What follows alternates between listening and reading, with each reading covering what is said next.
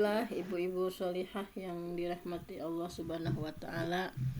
Alhamdulillah, di kesempatan subuh yang penuh berkah ini kita masih diberikan berbagai nikmat oleh Allah Subhanahu wa taala, nikmat iman, nikmat Islam, nikmat sehat, nikmatnya hidayah, nikmatnya berada dalam ketaatan kepada Allah Subhanahu wa taala. Alhamdulillah.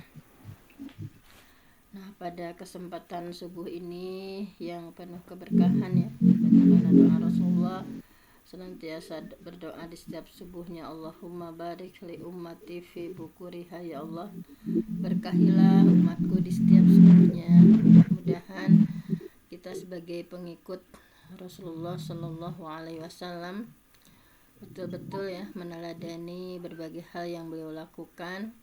Nah, insya Allah untuk mengundang keberkahan dari Allah Subhanahu wa taala, kita menyempatkan diri mengikuti kajian ya, sambil melakukan berbagai aktivitas pagi, menyempatkan diri sebentar untuk mencharge ya hati kita, memperbaiki kualitas ibadah kita, kemudian menguatkan akidah kita dan memperbaiki akhlak ya, muamalah kita bersama yang lain. Nah, kemudian untuk hari ini kita ada sesi bagaimana memperbaiki kualitas ibadah kita, khususnya ibadah sholat ya.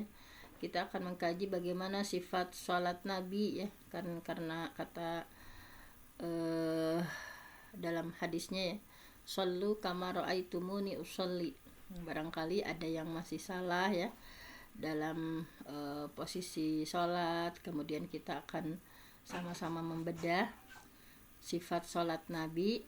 Barangkali ada hal-hal yang sholat kita tidak sesuai dengan sifat sholat Nabi, atau semakin menguatkan hati kita ya untuk betul-betul melakukan ritual ibadah sholat itu sebagaimana yang dicontohkan oleh Rasulullah Shallallahu Alaihi Wasallam. Nah, baiklah, di sini sudah ada ini ya, ringkasan sifat sholat Nabi. Nah, ini diringkas ya karena aslinya kan tebal ya, tetapi oleh Ustaz Yusuf ini diringkas saja ya, diringkas, tidak terlalu besar, tidak terlalu tebal. Nah, di sini kenapa kita mempelajari sifat sholat Nabi? Karena syariat Islam yang sangat penting itu ya, ibadah harian kita, bahwa ada dua alasan penting kenapa kita membahas fikih sholat. Karena pentingnya sholat dan kedudukan sholat yang begitu besar, kemudian banyak kaum muslimin yang masih meremehkan sholat, dan juga banyak yang masih melakukan kesalahan-kesalahan di dalam sholat, padahal ini adalah ibadah harian ya, bahkan ada 5 waktu gitu ya. Sayang sekali kalau masih ada kesalahan-kesalahan. Nah, baiklah, untuk definisi sholat mungkin tidak akan panjang lebar ya, dari surah At-Taubah, wa sholli alaihim. Jadi sholat itu secara bahasa adalah doa ya. Nah, jadi secara bahasa adalah doa. Kalau secara istilah, ibadah yang memiliki ucapan, perbuatan khusus ya, aqwalun, yaitu perbuatan yang khusus, diawali dari takbiratul ihram, ditutup dengan salam. Nah, ini juga tidak akan dipanjang lebarkan. Diwajibkan sholat kita sudah tahu ya. Jadi sebelum Nabi hijrah dari Mekah ke Madinah, yaitu ada malam Isra Mi'raj ya. Jadi 1 tahun sebelum Nabi hijrah ke Madinah itu, ketika pada malam Isra Mi'raj, ketika Nabi bersedih ya, Amul Husni, meninggalnya Siti Khadijah, meninggalnya paman Nabi gitu ya, meninggalnya ya paman Nabi. Nah, kemudian beliau merasa sedih gitu ya. Nah, sehingga Allah mi'rajkan ya. Pada awalnya sholat itu 50 kali sehari semalam, tetapi Nabi bertemu dengan Nabi Musa alaihissalam. Nabi Musa menyarankan kepada Nabi supaya minta lagi keringanan kepada Allah ya, sehingga ditetapkanlah hanya 5 kali ya dalam sehari semalam. Asalnya 50 kali sehari semalam, ini jadi 5 kali. Nah, pada awalnya sholatnya itu semuanya 2 rakaat kecuali maghrib ya. Jadi semuanya 2 rakaat kecuali maghrib. Tapi setelah Rasulullah hijrah ke Madinah, baru sholat duhur jadi 4, sholat asar jadi 4 gitu ya.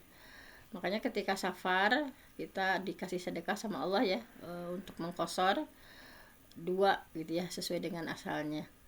Nah, kemudian tentu saja bahwa sholat itu sangat urgent, sangat penting, kedudukannya begitu tinggi di dalam Islam. Kita tidak akan bahas panjang lebar tentang ini ya, bahwa sholat itu termasuk rukun Islam. Nah, di sini bahwa ada salah satu rukun Islam itu wa iqamis shalah. Nah, bahwa di sini bunyal Islam ala khamsin, bahwa Islam itu dibangun atas 5 tonggak. Islam itu dibangun atas 5 tonggak. Syahadah alla ilaha illallah, yaitu syahadat la ilaha illallah, wa anna Muhammadan Rasulullah, dan bahwa Rasulullah itu adalah Muhammad itu adalah Rasulullah, wa iqamis shalah, menegakkan salat, wa ita'iz zakah, membayar zakat, wal hajj wa shaumi Ramadan, haji dan saum Ramadan. Jadi bangunan itu tidak akan tegak ya tanpa pondasi yang kuat, bahwa Rasulullah mengatakan puncaknya perkara itu adalah Islam dan tiangnya adalah salat. Nah, kemudian bahwa di antara pentingnya juga, saking pentingnya ya, Allah mewajibkan sholat itu langsung Rasul dipanggil di atas langit ya, tanpa ada perantara malaikat Jibril. Itu pada peristiwa Isra Mi'raj. Berbeda dengan syariat lainnya. Kalau syariat yang lainnya disampaikannya di bumi ya, melalui perantara malaikat Jibril, kayak saum misalnya. Tapi khusus untuk sholat, tanpa perantara malaikat Jibril, langsung Rasulullah dibawa ya di atas langit.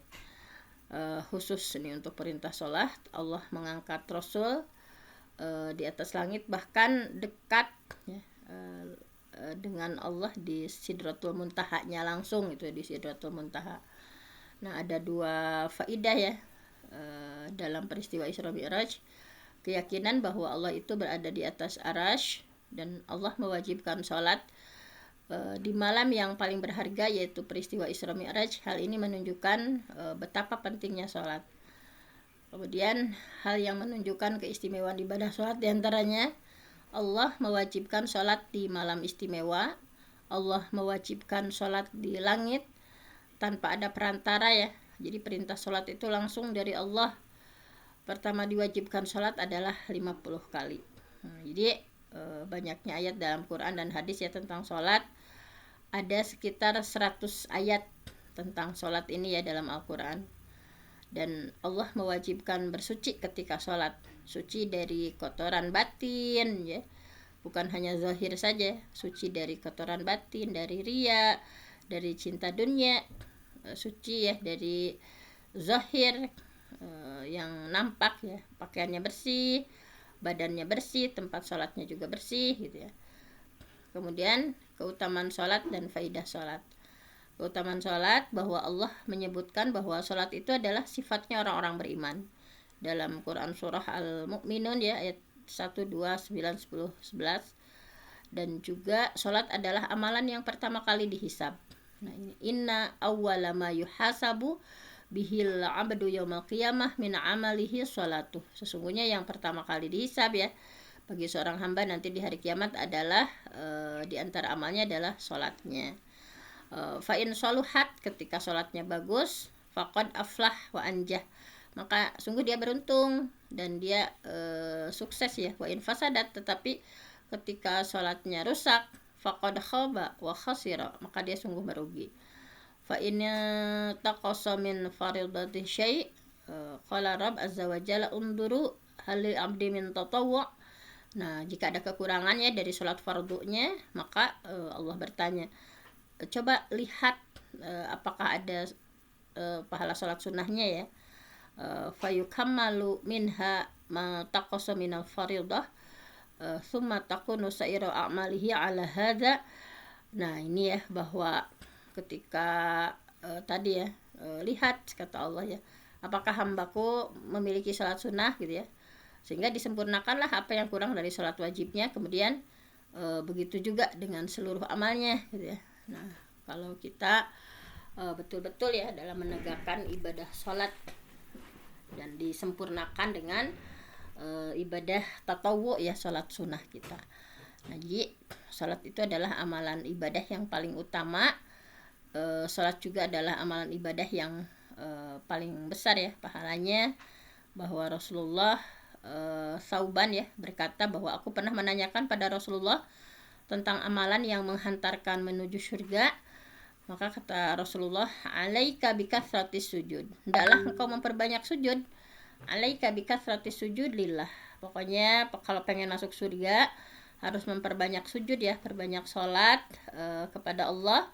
Fa innaka la tasjudu lillah sajidah illa rafa'akallah biha darajah wa hatta anka biha khati'ah. Karena tidaklah engkau memperbanyak sujud karena melainkan Allah meninggikan derajatmu, menghapuskan dosa-dosamu gitu ya, dengan sujud satu kali saja. Nah, ini bahwa rafa'akallah, Allah akan mengangkat derajat ya, biha darajah wa hatta anka biha khati'ah, dan juga menghapuskan dosa. Nah, ini faidah-faidah sholat itu sebagai penyejuk mata ya, penyejuk mata, penentram jiwa ya, bahwa waju'ilat qurratu aini fis shalah, dan dijadikan kesenangan hatiku ada dalam sholat. Rasulullah itu paling senang gitu ya, sampai makanya tahajudnya juga 5,5 jam ya, enggak kalau kayak kita, kalau tahajud juga buru-buru gitu ya. Kalau Rasulullah mah dan dijadikan kesenangan hatiku ada dalam sholat. Jadi di antara tujuan sholat itu adalah istirahat ya dari berbagai kepenatan dunia. Kalau kata Rasulullah, ya Bilal arih nabis sholat. Jadi bagi Rasulullah itu sholat itu adalah bagian dari istirahat ya dari kepenatan dunia. Kemudian penghalang utama dari kemunkaran dan kemaksiatan. Jadi semakin kita khusyuk, semakin ikhlas ya, semakin ittiba sesuai dengan tuntunan Rasulullah, maka akan semakin menjauhkan diri dari kemaksiatan. Nah, jadi kalau sholat kita khusyuk, ikhlas, ittiba, maka akan menjauhkan diri dari kemaksiatan. Inna sholata tanha 'anil fahsya wal munkar. Sesungguhnya sholat itu mencegah dari perbuatan keji dan munkar. Kemudian akan kuat dalam menghadapi ujian gitu ya. Nah, dengan sholat itu ya pasti ya di dunia itu adalah darul bala, tempatnya ujian. Maka minta tolonglah sama Allah dengan sabar dan sholat. Wasta'inu bis sabri was shalah wa innaha lakabiratun illa 'alal khashi'in. Wasta'inu, minta tolonglah sama Allah, bis sabri dengan sabar, was shalah dengan sholat. Wa innaha lakabiratun illa 'alal khashi'in, dan sholat itu berat kecuali bagi orang-orang yang khusyuk gitu. Kemudian menjadi cahaya dan kunci keselamatan. Barang siapa yang menjaga sholat, maka baginya cahaya dan keselamatan baginya di alam kubur dan di akhirat. Nah, jadi dengan sholat yang kita lakukan akan menjadi cahaya ya, dan akan menyelamatkan di alam kubur dan di alam akhirat. Nah, kemudian membersihkan dosa-dosa. Hadisnya dari Abu Hurairah, Rasulullah SAW bersabda bahwa ara'aitum, tahu gak kalian, lau seandainya anna nahron, seandainya ada sebuah sungai, bibabi ahadikum, di dekat pintu salah seorang di antara kalian, yagtasilu fihi kulla yaumin khamsan. Nah, jadi ada sungai ya di dekat pintu salah seorang kalian ya, di depan rumah misalnya. Kemudian mandi di air itu setiap hari 5 kali ya, khamsan. Ma taqulu dzalik fi qamin daronihi gitu ya. Ada sungai di depan rumah, kemudian mandi di sungai itu setiap hari 5 kali. Apakah masih ada tersisa kotoran walaupun sedikit? Kata Rasulullah ya. Kemudian para sahabat menjawab, tidak akan tersisa sedikit pun kotoran. Qalu la yubqa min daronihi syai'a. Enggak bakal ada gitu ya. Enggak akan tersisa sedikit pun kotoran. Qala, nah kemudian Rasul bersabda, "Falidalik, oleh karena itu, mithlus sholawat." Nah, itulah perumpamaan sholat, sholat al-khams, sholat yang 5 waktu, yamhullah biha al-khotoya, dengannya Allah menghapuskan dosa. Jadi as-sholat ila sholat kafarah, bahwa dari sholat ke sholat itu adalah kafarah. Allah hapus ya, Allah hapus berbagai dosa. Kemudian saling mengenal karena bertemu dalam sholat berjamaah kalau laki-laki ya. Ini ada peringatan jika meremehkan sholat ya, maka Allah akan mencela. Allah mencela orang meninggalkan sholat ya. Alladzina hum an sholatihim sahun, yang mereka itu lalai terhadap sholatnya gitu. Dan yang kedua adalah berarti itu adalah orang munafik. Orang munafik itu malas sholat gitu. Bahwa dalam surah An-Nisa ya, innal munafiqina yukhadi'una Allah wa khadi'um wa idza qamu ila shalah qamu kusala yura'una an-nas wa la yazkuruna Allah illa qalila. Jadi menurut Ibnu Qayyim dari surah An-Nisa ayat 142 ini ya, bahwa ciri orang-orang munafik dalam sholat itu ada 6. Yang pertama kusala, malas ya, yura'una, mereka itu riya dan tidak berzikir kecuali hanya sedikit saja gitu, menunda atau mengakhirkan sholat, tergesa-gesa dalam sholat, tidak berjamaah bagi laki-laki di masjid. Hukum meninggalkan sholat, hukum meninggalkan sholat adalah haram dan termasuk dosa besar. Ibnu Qayyim rahimahullah menyampaikan bahwa meninggalkan sholat itu lebih besar dosanya daripada berzina, daripada minum khamar dan yang lainnya. Hukum orang yang meninggalkan sholat itu ada 2. Yang pertama, mengingkari kewajiban sholat. Mereka enggak mengingkari gitu ya, bahwa sholat itu enggak wajib misalnya. Semua para ulama sepakat dia termasuk kafir. Dan yang kedua adalah meninggalkan sholat karena malas gitu ya. Dia tidak mengingkari, masih membenarkan sholat tetapi malas mengerjakannya. Hal ini ada 2 perselisihan di antara para ulama. Sebagian ulama menyampaikan masuknya ke fasik ya dan berdosa besar, tetapi tidak sampai keluar dari Islam, dan sebagiannya menyatakan ini adalah sudah termasuk kafir.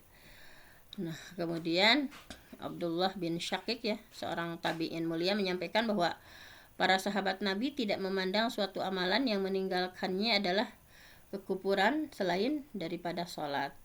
Sekedar perselisihan itu saja sudah cukup ya menjadi peringatan bahwa meninggalkan sholat itu adalah masalah besar, bukan masalah sepele gitu. Kemudian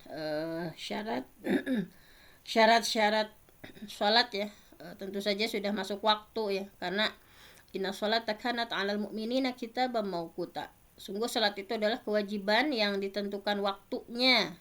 Kitaban mauquta, yang sudah ditetapkan waktunya ya bagi orang-orang mukmin.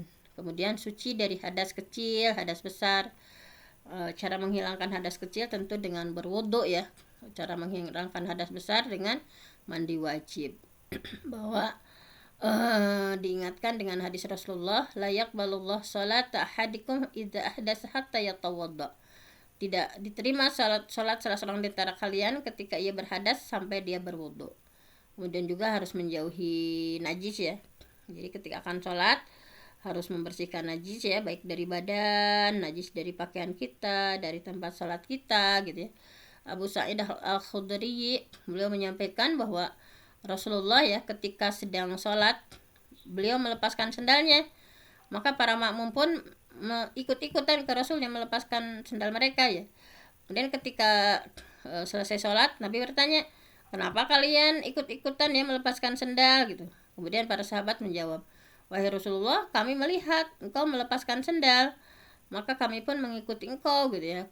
Sesungguhnya kata Rasulullah, adapun aku sesungguhnya Jibril, malaikat Jibril mendatangiku dan mengabarkan bahwa pada kedua pasang sendalku itu terdapat najis. Maka jika salah seorang di antara kalian mendatangi masjid, hendaklah ia lihat bagian bawahnya. Jadi sudah apik ya, misalnya lihat bagian bawahnya apakah terdapat najis. Jika memang ada najis, maka usapkan sendalnya ke tanah. Itu juga bagian dari cara membersihkan. Usapkan sendalnya ke tanah, kemudian sholatnya menggunakan kedua sendal itu. Jadi tinggal diusapkan seperti ini. Kemudian tentu saja menutup aurat ya, menutup aurat. Dalilnya surah Al-A'raf, ya Bani Adam khudzu zinatukum inda kulli masjid. Wahai anak cucu Adam, pakailah pakaianmu yang bagus gitu ya pada setiap memasuki masjid. Pakaianmu yang bagus pada setiap memasuki masjid. Jadi yang termasuk perhiasan itu sifatnya wajib ya, menutup aurat. Kemudian juga memperindah, berhias, memakai pakaian yang rapi, bersih gitu ya. Dan tentu saja menghadap kiblat. Surahnya Al-Baqarah ya, dalilnya 150. A'udzubillahi minasyaitonirrajim. Wa min haitsu kharajta fawalli wajhaka shatral masjidil haram wa haitsu ma kuntum fawallu wujuhakum syatrah. Nah, jadi dari mana engkau Muhammad keluar, maka hadapkan wajahmu ke arah Masjidil Haram. Dan di mana saja kamu berada, maka hadapkanlah wajahmu ke arah itu gitu. Ada Ka'bah, kiblatnya umat Islam. Jadi hal-hal yang dibolehkan sholat tidak menghadap kiblat itu dalam keadaan tertentu ya. Misalnya jika tidak bisa menghadap kiblat karena memang sakit misalnya, atau situasi takut ketika perang, itu boleh tidak menghadap kiblat. Ketika sholat sunnah dalam safar misalnya, ketika kita safar, kita berpergian misalnya si kendaraannya menghadap ke sebelah sini, tapi kita ingin sholat sunnah, nah itu nggak apa-apa. Jika tidak tahu arah kiblat, misalnya di tempat baru tidak tahu arah kiblat, misalnya sudah beristihad, ternyata tidak menghadap kiblat, nah itu nggak apa-apa.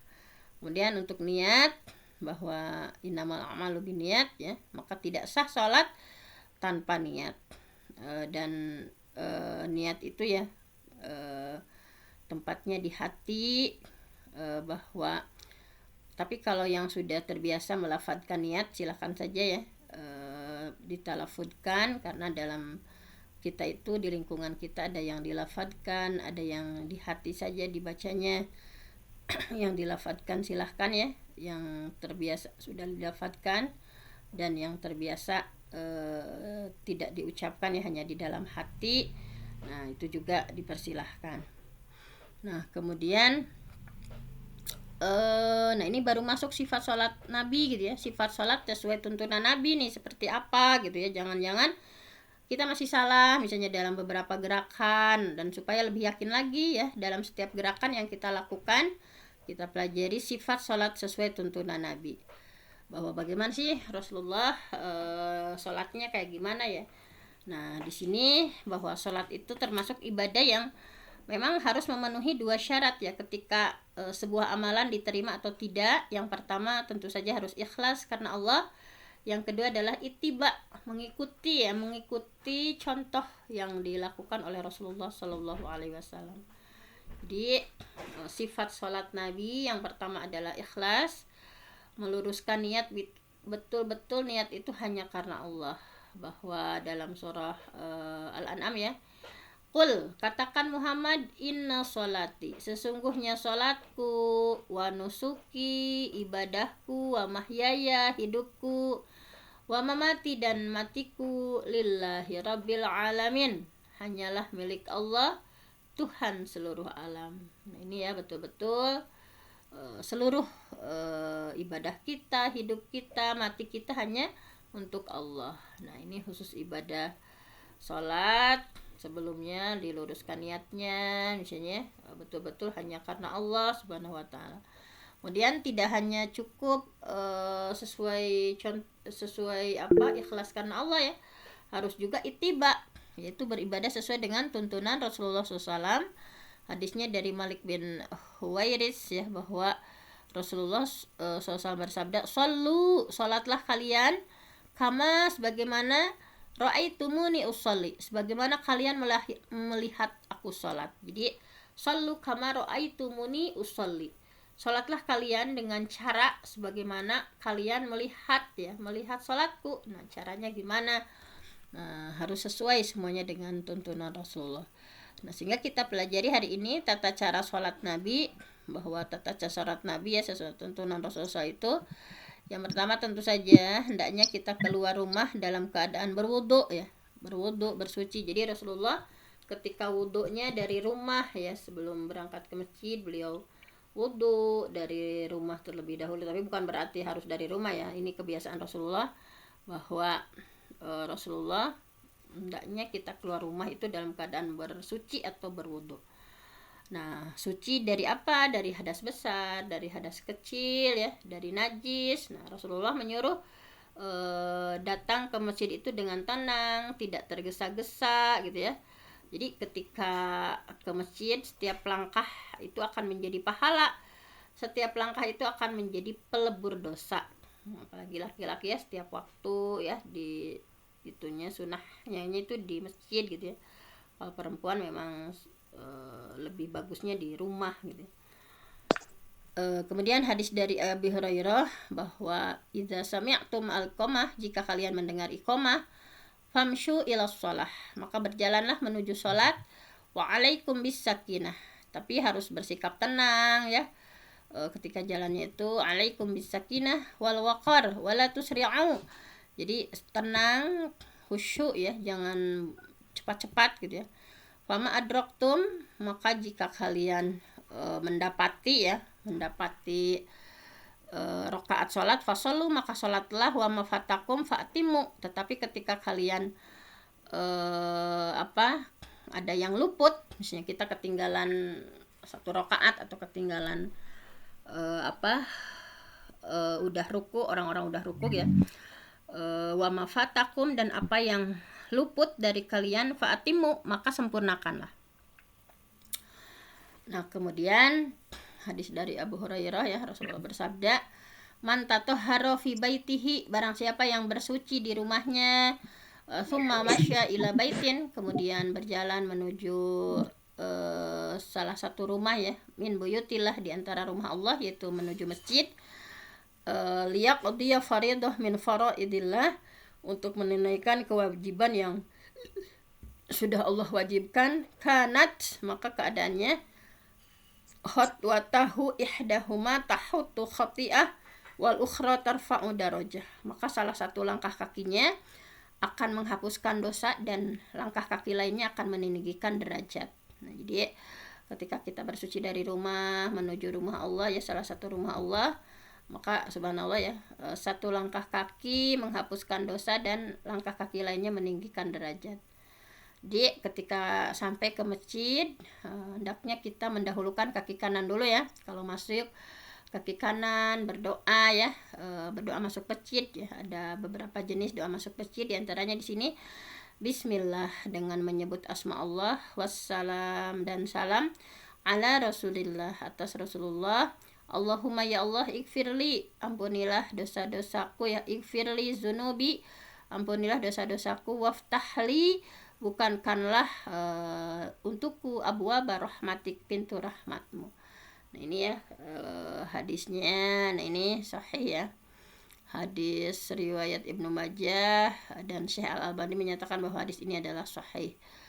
Nah jadi berdoa dulu, kemudian dianjurkan untuk bersiwak ya. Nah jadi memang dianjurkan, walaupun Nabi tidak memberatkan ya, tetapi dianjurkan bersiwak dulu sebelum sholat. Hadisnya dari Abu Hurairah ya, bahwa Nabi bersabda, laula an asyqa ala ummati aw ala nas la amartuhum bisiwak ma kulli shalah. Laula an asyqa, seandainya tidak memberatkan, ala ummati, untuk umatku, aw ala nas, atau untuk seluruh manusia ya, la amartuhum bisiwak, pasti aku akan memerintahkan mereka bersiwak ma kulli shalah, setiap hendak menunaikan sholat. Nah, sehingga sifatnya anjuran bersiwak ya, tidak wajib misalnya, karena Rasulullah takut memberatkan kepada umatnya. Redaksinya seperti ini ya, laulaan asyqa ala ummati, seandainya tidak memberatkan umatku, au ala nas, seandainya tidak memberatkan manusia, la amartuhum, pasti, kata Nabi, pasti aku akan perintahkan mereka bisiwak, untuk melakukan siwak ma'akulli sholah, setiap kali akan menunaikan sholat. Nah, kemudian menghadap ke kiblat ya, dengan penuh kekhusyuan. Jadi menghadap ke Ka'bah ya, ke kiblat dengan penuh kekhusyuan. Jadi dalam sholat itu kita menghadirkan hati kita gitu ya, karena kekhusyuan di dalam sholat itu adalah ruhnya ya, inti dalam sholat. Jadi Allah berfirman dalam surah Al-Mu'minun, qad aflahal mu'minun, sungguh beruntung orang-orang beriman, alladzina hum fi sholatihim khasyi'un, yaitu orang-orang yang khusyuk dalam sholatnya, itu khusyuk gitu ya. Nah jadi seperti inilah ya, dengan penuh kekhusyuan, menghadirkan hati, jangan pikirannya ke mana-mana, misalnya hatinya nggak ada nih ketika sholat, padahal khusyuk itu adalah ruh ya, inti dari sholat itu. Kita memusatkan pikiran gitu ya, kita memusatkan pikiran, menghadirkan bahwa Allah itu sedang menyaksikan kita sedang berinteraksi dengan Allah Subhanahu wa taala. Kemudian takbiratul ihram. Takbiratul ihram ya. Nah, jadi takbiratul ihram itu termasuk rukun sholat ya. Jadi setelah berdiri menghadap kiblat, maka takbiratul ihram. Hadisnya dari Abu Sa'id Al-Khudri, Rasul bersabda, "Miftahus shalah at-tuhur wa tahrimuha at-takbir wa tahliluha at-taslim."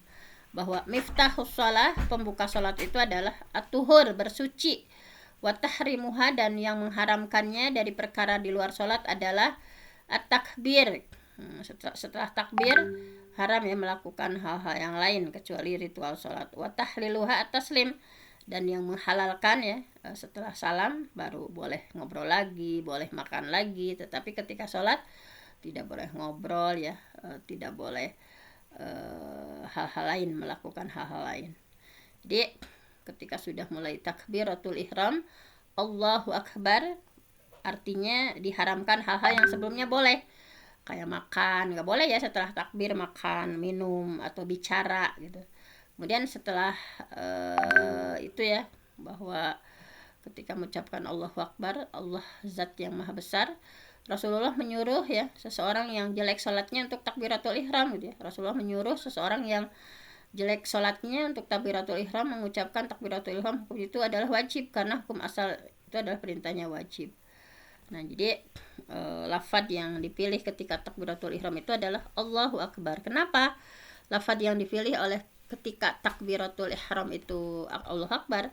Para ulama menyebutkan agar seseorang, kenapa harus Allahu Akbar ya ketika takbiratul ihram itu, hikmahnya apa?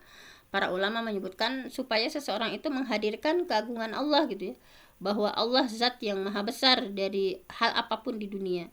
Manusia yang terkadang ada sombongnya gitu ya, bahwa kita itu kecil gitu. Allahu Akbar, Allah yang akbar, Allah yang besar gitu. Nah, jadi hikmahnya seperti itu, dan hati-hati dalam melafadzkan Allahu Akbar karena itu juga bisa merubah makna ya. Misalnya memanjangkan hamzah ya, atau ba misalnya, akbar misalnya nggak boleh ya. Misalnya memanjangkan hamzah ya, Allahu Akbar misalnya nggak boleh ya. Nah, itu jika memanjangkan hamzah, itu artinya bisa apakah Allah maha besar, misalnya kayak Allah Akbar, Allah, nah nggak usah dipanjangkan hamzahnya ya. Nah, kalau dipanjangkan hamzahnya artinya jadi apakah Allah maha besar. Kemudian memanjangkan ba artinya kalau ba-nya yang dipanjangkan ya, bar misalnya. Nah, itu artinya Allah itu adalah beduk misalnya. Itu jadi hati-hati. Allahu Akbar. Nah, harus betul-betul ya belajar untuk membaca sesuai dengan apa yang seharusnya dibaca. Kemudian mengangkat tangan nih. Setelah takbiratul ihram, mengangkat tangan. Nah, mengangkat tangan itu Allahu Akbar seperti ini ya, adalah sunnah. Nah, jadi ketika kita takbir sambil mengangkat tangan itu adalah sunnah. Tentang sunnahnya telah ditegaskan ya dalam banyak hadis, bahwa hadis tentang mengangkat tangan dalam sholat itu derajatnya mutawatir ya, banyak yang meriwayatkan. Nah, kemudian hadisnya yaitu yang diriwayatkan banyak sekali oleh para sahabat ya, yang nggak mungkin mereka bersepakat dalam kedustaan. Hanya mazhab Hanafi yang tidak mensunahkan untuk mengangkat tangan. Mazhab yang lainnya semuanya mensunahkan mengangkat tangan. Nah, kenapa tidak diwajibkan? Ya, kenapa tidak diwajibkan? Karena tidak ada perintahnya, yang ada adalah perbuatan Nabi. Dan kaidah dalam usul fikih ya, ini adalah sekedar perbuatan Nabi, maka itu tidak menunjukkan wajib. Berbeda dengan takbiratul ihram, itu mah langsung ada perintahnya. Kalau takbiratul ihram fakabir ya, ada perintahnya.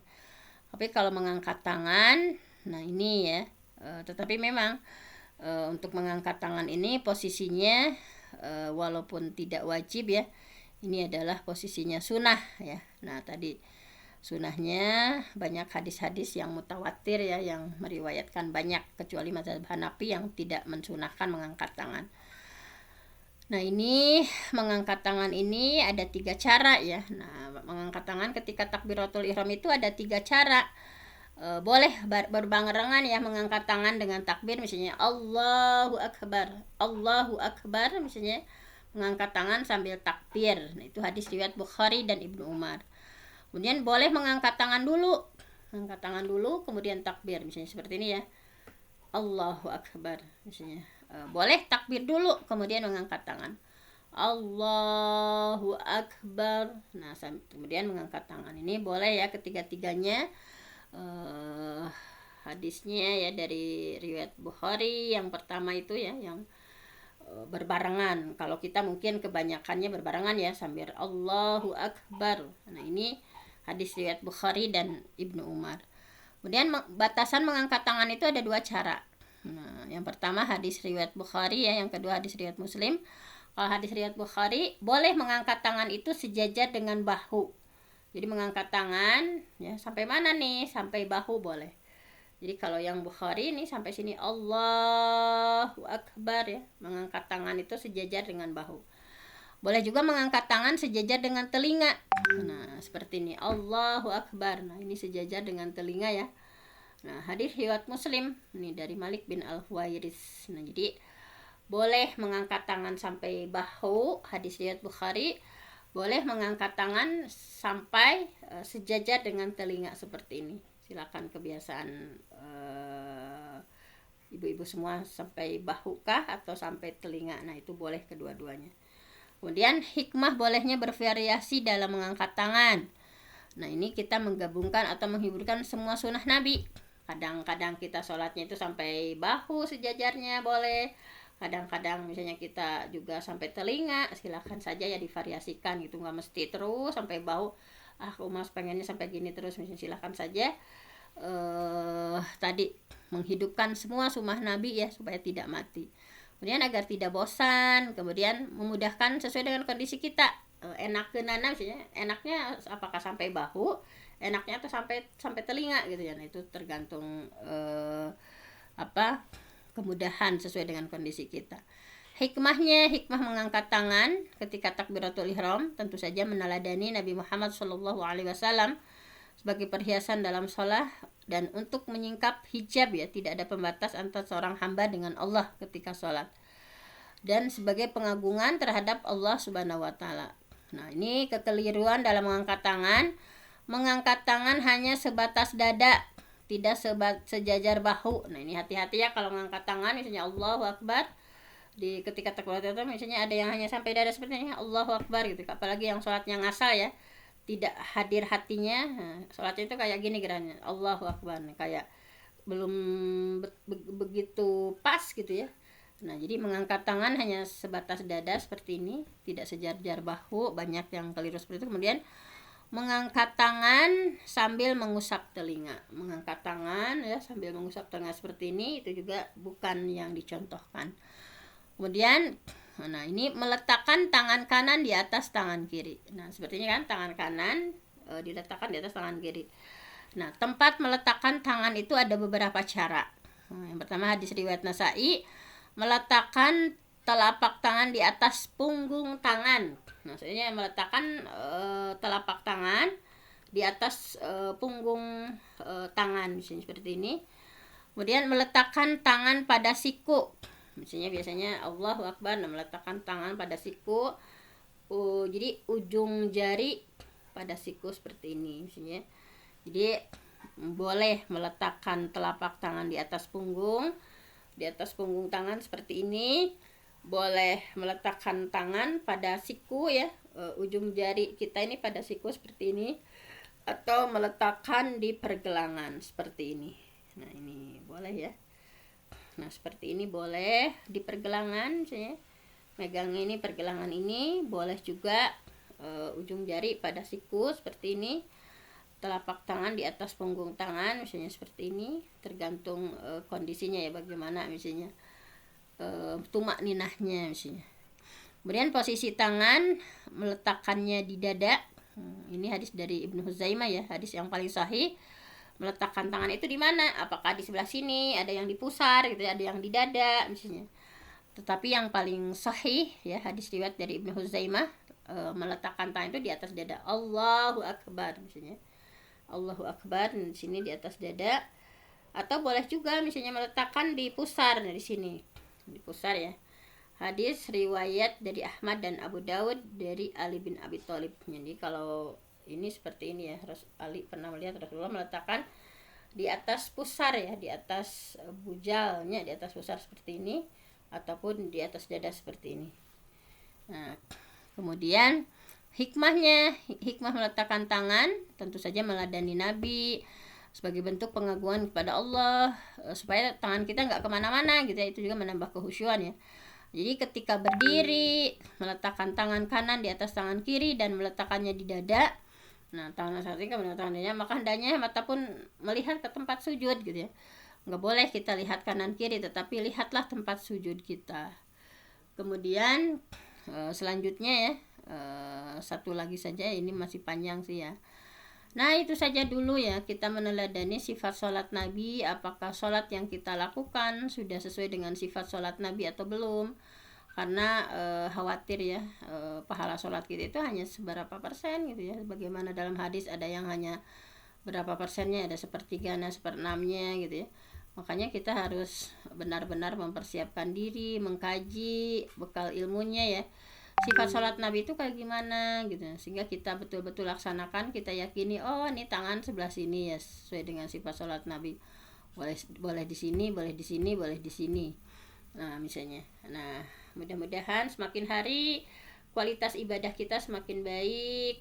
Kita merenungkan ya, bagaimana sholat kita, apakah sudah sesuai dengan sifat sholat Nabi.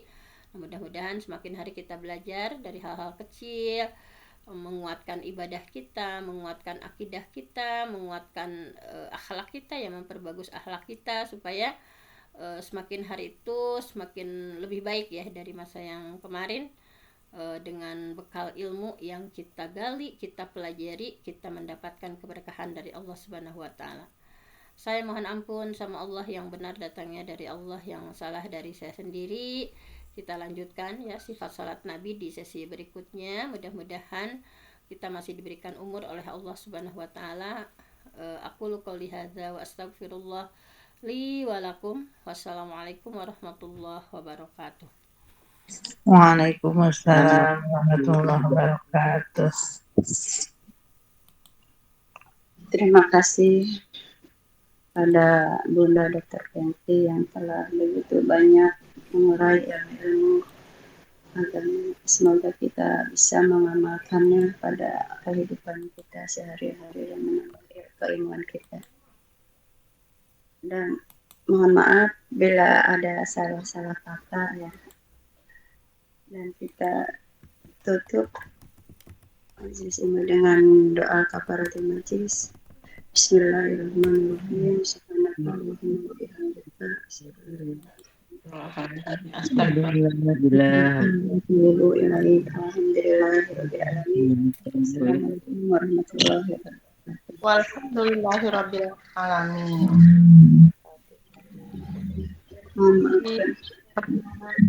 Maaf, izin live duluan. Assalamualaikum.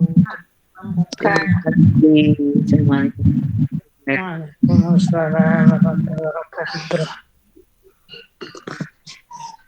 Maaf, izin live ya, Ibu-ibu. Assalamualaikum. Waalaikumsalam warahmatullahi wabarakatuh. Ya Bunda, izin Bunda